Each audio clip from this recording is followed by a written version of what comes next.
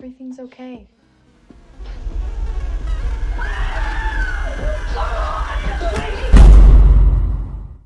Ça ne réfléchit pas, ça ne ressent rien, ça n'abandonne jamais. Est-ce que vous vous rappelez de cette tagline d'anthologie? C'est celle d'un film d'horreur qui avait beaucoup fait parler à sa sortie et qui, encore aujourd'hui, fait partie des plus cités dans mes commentaires lorsque vous me recommandez des films à traiter dans mes émissions. Et étrangement, il s'agit d'un film dont je n'ai quasiment pas parlé sur ma chaîne, alors que je l'aime énormément et que je le trouve très solide. À vrai dire, la seule fois où j'en ai parlé, de mémoire, où j'en ai vraiment parlé, pas juste cité à la va-vite, c'était dans mon top de la dernière décennie de cinéma. Ça commence un petit peu à remonter et évidemment, j'en ai pas dit grand-chose. Pourtant, c'est vraiment un long métrage à propos duquel il y a pas mal de choses à dire. Et je pense qu'il était grand temps d'enfin lui consacrer une vidéo entière. Car croyez-moi, cette œuvre le mérite pleinement. Il s'agit d'un des films d'horreur les plus terrifiants des 15 dernières années. En tout cas, si je prends en compte les éternels sondages qu'en général je trouve un petit peu débiles, ou votre ressenti à vous, mes spectateurs adorés. Et oui, je vous brosse un petit peu dans le sens du poil, vous apprécierez. Bref, je vous propose qu'on arrête là pour l'introduction et qu'on entre tout de suite dans le vif du sujet. Bonsoir, amis de l'horreur, et bienvenue dans cette nouvelle critique glauque consacrée à It Follow.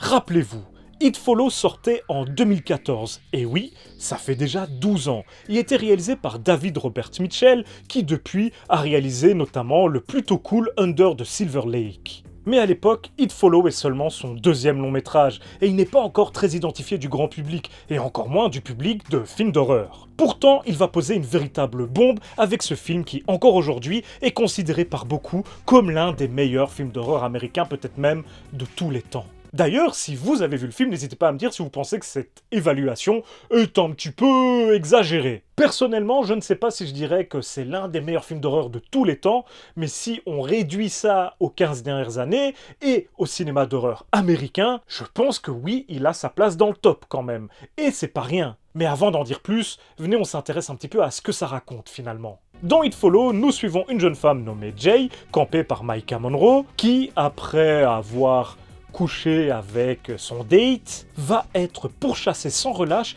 par une étrange créature, entité, force surnaturelle. C'est difficile de la qualifier, car cette chose n'a pas de forme, ou plutôt, elle a plein de formes différentes. À chaque fois qu'elle apparaît, c'est sous une nouvelle apparence, mais la seule chose qui est sûre, c'est qu'elle fixe sa victime et qu'elle va continuer à la traquer sans relâche, en marchant normalement à son aise. Mais tôt ou tard, elle retrouve sa proie et la confronte. Le seul espoir pour la victime, c'est de coucher avec quelqu'un d'autre afin de lui refiler cette étrange malédiction. Donc, si vous avez une relation charnelle avec la personne victime de cette chose, vous allez vous-même être pourchassé par elle. Mais ça va protéger la victime en question, celle qui vous l'a refilé. Ainsi, de même, vous allez pouvoir avoir une autre relation avec une nouvelle personne et lui refiler cette monstruosité.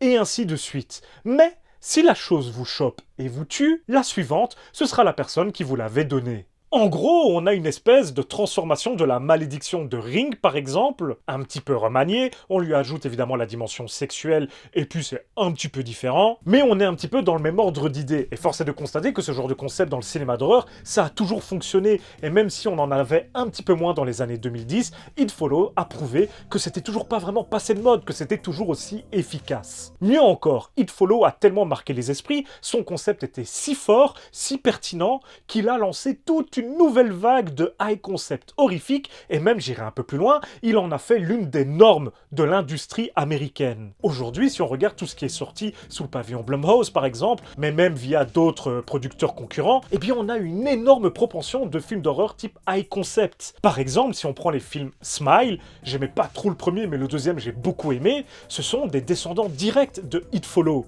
On a quasiment le même genre d'entité. Elle n'a pas de forme propre, on ne connaît pas vraiment son nom, on ne connaît même pas vraiment sa nature ou comment la battre. Par contre, elle prend différentes formes, elle peut à la fois se transformer en inconnu ou en personne que vous connaissez, comme l'entité dans It Follow. La seule petite différence, c'est que dans Smile, on lui a ajouté un sourire creepy qui est censé lui ajouter une dimension horrifique, mais qui finalement fait bien artificiel quand on le compare à l'horreur de It Follow. Car oui, dans It Follow, pas de jumpscare déjà, contrairement à dans Smile, où on en a quand même quelques-uns. Ici, on a droit à une atmosphère beaucoup plus tendue. L'entité en question peut apparaître à tout moment, et en tant que spectateur, on se met très vite à guetter les coins des écrans pour voir s'il n'y a pas une silhouette floue qui commence à arriver en arrière-plan. Et bien souvent, on va la remarquer avant notre personnage, qui est bien sûr la seule à voir l'entité en question. Ses amis ne la voient pas. Le spectateur est donc tout de suite mis dans un état de paranoïa similaire à celui du protagoniste. Et ça déjà,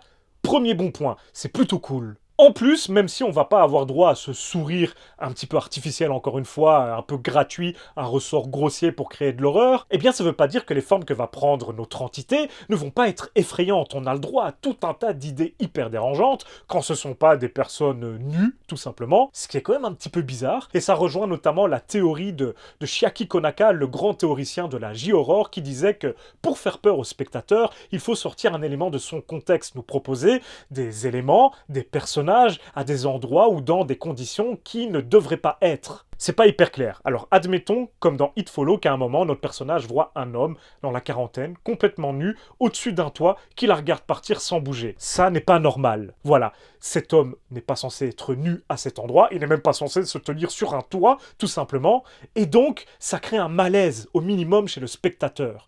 On rejoint les théories de Chiaki Konaka, qui sont toujours aussi efficaces 30 ans plus tard. Des idées comme ça, dans It Follow, on en a beaucoup. Parfois, l'entité va prendre l'apparence d'un homme très grand, très massif, au visage émacié, qui dégage quelque chose d'effrayant. Parfois, elle va au contraire prendre les traits de quelqu'un que notre personnage connaît très bien. Et cette personnalité connue va donc être détournée et corrompue. Ça va créer aussi ce sentiment que même face à des êtres qu'elle aime et chérit, elle n'est pas en sécurité. Le niveau de paranoïa augmente encore d'un cran. L'entité peut apparaître n'importe où, que ce soit à son école ou chez elle. Même en dormant, elle n'est pas totalement en sécurité. L'entité pourrait arriver à ce moment-là, au beau milieu de la nuit. Paranoïa, encore un niveau supplémentaire. Ajoutons à cela une espèce de lenteur un petit peu hypnotique avec très peu de cuts, contrairement aux productions Blumhouse par exemple, qui sont vraiment formatées à l'américaine. Ici, on va privilégier les mouvements de caméra aux cuts incessants. Et ça change tout, notamment pour entretenir notre paranoïa et nous permettre d'observer, nous, spectateurs, l'environnement de nos personnages. Très vite, sans les cuts pour nous libérer, la caméra nous enferme donc. Même quand notre personnage est dehors, elle est susceptible d'être attaquée, de ne plus avoir d'issue. Et le spectateur est gagné par ce sentiment, grâce à la mise en scène du film. Donc, la terreur permanente que ressent notre personnage nous est bien souvent communiquée. Même durant des scènes complètement anodines, on sent que, d'un moment à l'autre, cette tranquillité pourrait être brisée et que le danger pourrait survenir. C'est assez génial. Et là où le film devient encore plus génial, c'est qu'il traite tout un tas de thématiques assez profondes et variées, et qu'elles se rejoignent toutes au niveau de leur intrigue principale. C'est hyper bien écrit, et le film brasse des tas de sujets. Par exemple, et ça a été l'interprétation la plus répandue et la plus évidente, il faut bien l'admettre, le fait que le film parlerait de violences sexuelles, que ce soit les maladies sexuellement transmissibles. Je rappelle qu'on parle d'une espèce de malédiction qui se transmet d'individu à individu durant un acte sexuel. Ça rappelle quand même beaucoup les MST type VIH, etc. Mais le film va aussi mettre en avant d'autres peurs liées à l'acte. Il y a la peur par exemple de la grossesse ou encore celle de la violence sexuelle. Par exemple, un rapport qui se passerait pas bien ou tout simplement un rapport non consenti. Par exemple, quand notre personnage principal a sa relation avec son date, à la fin, même si au début tout se passe très bien, à la fin, il la ramène, il la jette de sa bagnole devant chez elle, encore à moitié nue, et il se barre. Ensuite, elle est blessée, elle a peur, psychologiquement elle est traumatisée. Notre personnage vit tout cela comme si elle avait vécu un V. Et c'est voulu, c'est une violence que le film traite à sa façon. À partir de là, notre personnage principal va avoir peur, tout simplement, d'avoir d'autres relations. Elle est traumatisée. Notre entité devient donc une espèce d'allégorie du traumatisme, ou tout simplement une allégorie de tout ce qui peut mal se passer dans une relation charnelle. Dès lors, il n'est pas étonnant si notre entité va souvent avoir quelque chose d'un peu sexuel, de près ou de loin, que ce soit de la nudité, ou tout simplement en prenant le visage de proches de nos personnages, pour ainsi traiter d'autres thématiques, même brièvement, comme celle par exemple des agressions en famille. Et on le rappelle que dans les stats d'agression sexuelle, eh bien, il y a un très grand pourcentage d'entre elles qui sont dues à des membres de la famille même de la victime. Et pour aller encore plus loin, It Follow nous montre bien ce que c'est la peur d'être une femme au sein de notre société, c'est-à-dire d'être un peu un bout de viande que tous les mecs regardent avec appétit. Dans notre film, grosso modo, on a 3 personnages masculins et les 3 veulent se taper notre héroïne. On a le mec du début qui veut absolument lui refiler sa malédiction. Et je vous le rappelle, il y a quand même une métaphore du V dans la façon dont tout ça va se passer. Ensuite, on a son ami qui est amoureux d'elle et qui, essaye de profiter du fait qu'elle soit mal en point, qu'elle soit maudite pour l'aider. Et si jamais il peut en profiter pour se rapprocher d'elle, tant mieux. Enfin, on a le voisin un petit peu bad boy qui va profiter très clairement de la situation parce que lui, il ne croit même pas notre héroïne quand elle lui parle de cette malédiction et il va en profiter pour coucher avec elle,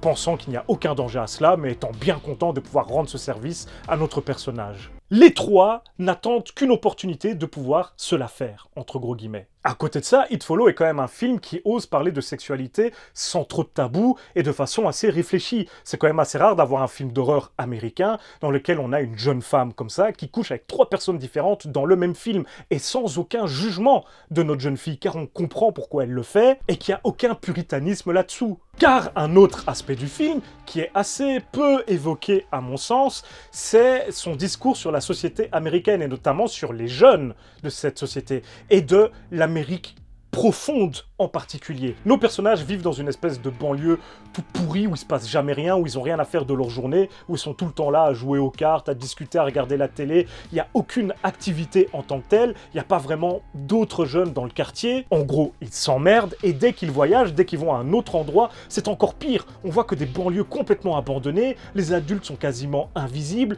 ils se font chier, il n'y a rien à faire. Il y a donc quand même un discours un peu moral dans le film qui est là pour nous parler de l'effondrement américain, du déclin de la société américaine. Il y a une scène qui est particulièrement marquante à ce sujet-là, quand on a notre personnage masculin dans le groupe de héros qui emploie une arme à feu pour essayer d'arrêter notre entité. Déjà, ça ne fonctionne pas, mais on voit un des messages du film qui est que l'arme à feu est rarement une solution au vrai problème. Quand une jeune femme se fait agresser sexuellement, l'arme à feu n'est pas une solution. Mais surtout, avec son arme, il va blesser, sans faire exprès, par accident, l'une de leurs amies, et au moment où il la blesse, dans la scène, au fond, accroché au mur, on voit quoi? Un drapeau américain. Tous les éléments sont présents dans le même plan et ce n'est pas un choix anodin. Un message très clair et très fort est délivré par cette scène et par ce plan. Le film fourmille d'idées de ce genre. Le fait aussi qu'on n'ait pas une temporalité très claire, qu'il y a pas mal d'éléments rétro comme les voitures ou les postes de télévision, qu'il n'y ait pas de smartphone ou quoi, mais en plus que nos personnages n'aient pas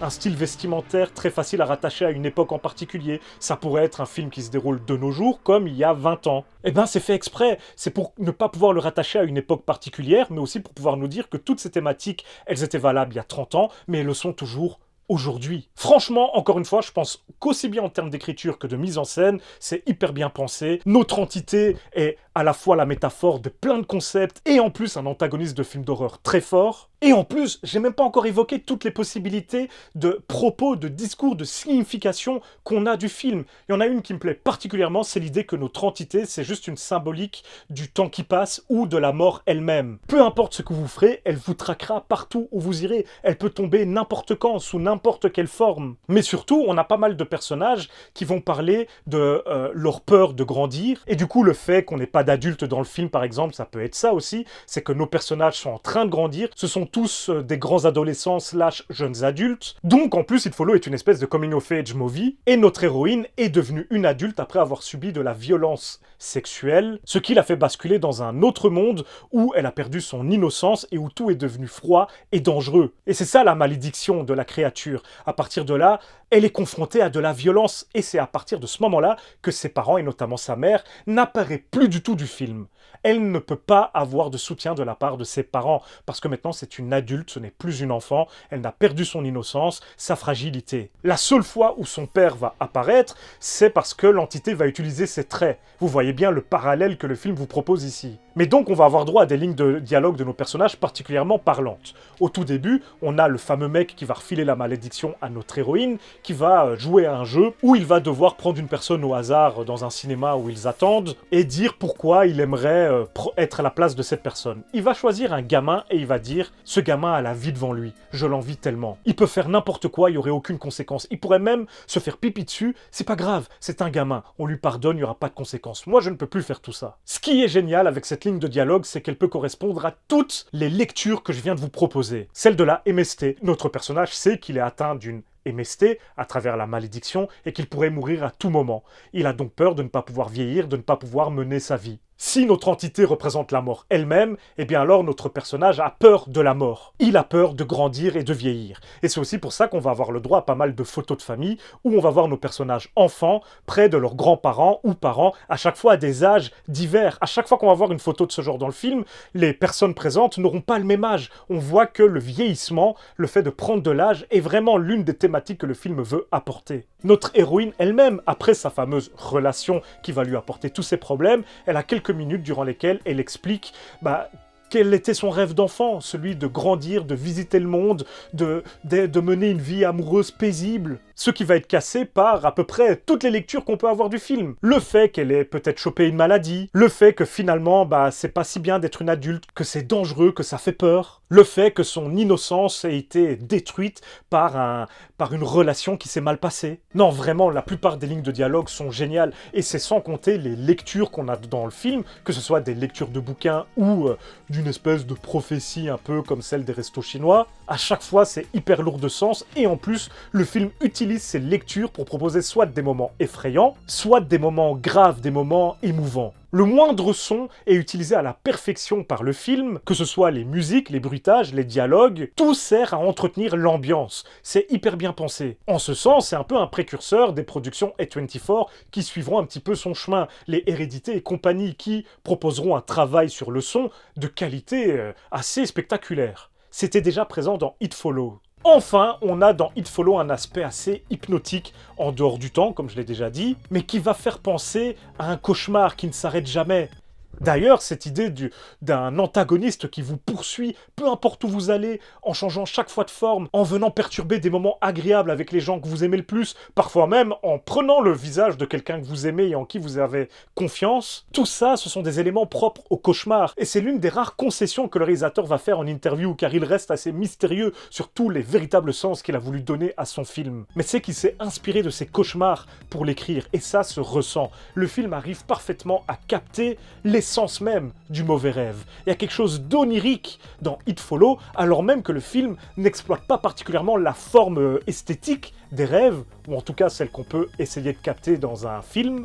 Et je pense qu'il a parfaitement raison de ne pas vouloir nous expliquer ce qu'il a voulu dire à travers son film, parce que la réalité, c'est qu'il essaye de dire plein de choses. Il n'y a pas un discours type et concret, il y a plein de thématiques qui sont brassées, qui nous sont proposées à travers cet antagoniste, mais aussi à travers nos protagonistes eux-mêmes, et qu'en plus, chacun d'entre nous peut s'identifier à ces personnages et à la vie qu'ils mènent. C'est un coming of age horrifique, vraiment de très grande qualité, ainsi qu'un survival assez effrayant quand on y pense. Il y a quelques scènes qui sont bien tendax. Alors il y en a une ou deux qui sont un peu moins bien quand l'entité prend la forme d'un gamin qui hurle. Bon, c'est pas ouf. À part ça, c'est assez cool. Le film a pile la bonne longueur. Il y a plein de bonnes idées, que ce soit en termes de tension ou, comme je vous l'ai dit, de discours. Il y a plein de dialogues qui sont super bien écrits. It Follows, c'est vraiment une petite bombe. Et il n'y a aucun élément gratuit dans le film. Tous les détails qu'il propose sont pensés pour faire partie de ce tout, pour alimenter ses discours, pour renforcer son atmosphère, ou pour nous raconter tout simplement l'histoire plus complexe qu'il n'y paraît, qu'il a envie de nous raconter. Quand je vous disais par exemple que tout le monde veut s'accaparer notre personnage, que tous la regardent comme un objet de convoitise, ça commence dès le début, quand dans une scène complètement anodine, notre jeune fille, elle est en train de nager dans une piscine dans son jardin, et que les deux petits voisins, deux petits garçons, la regardent en cachette, ils l'épient. Bien avant que l'entité ne la poursuive, elle était déjà poursuivie par tous les mecs du quartier, jeunes, plus vieux, petits, peu importe. Donc, si je récapitule, le film parle de violence faite aux femmes, de comment la société peut être brutale pour une femme, de la mort elle-même, du temps qui passe, de la peur de grandir, de MST, de toutes les violences S tout simplement qui peuvent exister, du déclin de la société américaine, des banlieues complètement mortes où la jeunesse a du mal à s'exprimer, à se développer correctement, du passage à l'âge adulte qui peut parfois se passer de façon compliquée et brutale, de la perte de l'innocence qui va avec. Tout ça pour un final incroyable qui ne donne aucune réponse, mais qui permet d'entretenir toutes ces idées quand on voit nos personnages marcher main dans la main avec, au fond, une silhouette qui semble continuer à les suivre. Est-ce que c'est la créature? Et donc, est-ce qu'ils vont devoir continuer à subir cette malédiction toute leur vie? Est-ce qu'ils l'acceptent? Est-ce qu'ils décident finalement de vivre avec toutes leurs peurs? Toutes les éventualités, toutes les réponses restent possibles, et c'est à chacun d'entre nous d'interpréter cette fin et d'interpréter la façon dont les thématiques du film sont traitées à notre façon. Et en fait, la manière dont on va interpréter tout ça, ça va en dire plus sur nous et notre regard que sur le film en lui-même. Et c'est en ça que It Follow est superbement écrit, en plus d'être un film d'horreur hyper efficace. Chapeau, il fallait vraiment que je traite It Follow dans cette émission, et j'espère que j'aurai réussi à vous convaincre de sa qualité, et ou, si vous ne l'avez jamais vu, ou que ça fait longtemps que vous n'avez plus vu, que je vous aurai donné envie de le découvrir ou le redécouvrir. Ça me ferait quand même bien plaisir. Et voilà, c'est sur ces quelques mots que se termine cette vidéo assez positive, et ça fait toujours plaisir d'en faire une de ce genre. J'espère qu'elle vous aura plu. Si c'est le cas, n'hésitez pas à le dire dans les commentaires, à vous abonner bien sûr à la chaîne, ou pourquoi pas, si vous aimez les vidéos sur des films qui datent un petit peu plus que ceux qui sortent en ce moment, à faire un petit don sur Tipeee, ou à devenir membre de la chaîne. Vous êtes quelques-uns maintenant à le faire, et je vous en remercie chaleureusement, vous m'aidez énormément. Merci beaucoup. Dans tous les cas, merci à tous d'avoir regardé, et quant à nous, on se retrouve très bientôt pour une prochaine vidéo, et d'ici là, surtout n'oubliez pas, si vous avez peur, c'est que vous êtes toujours en vie.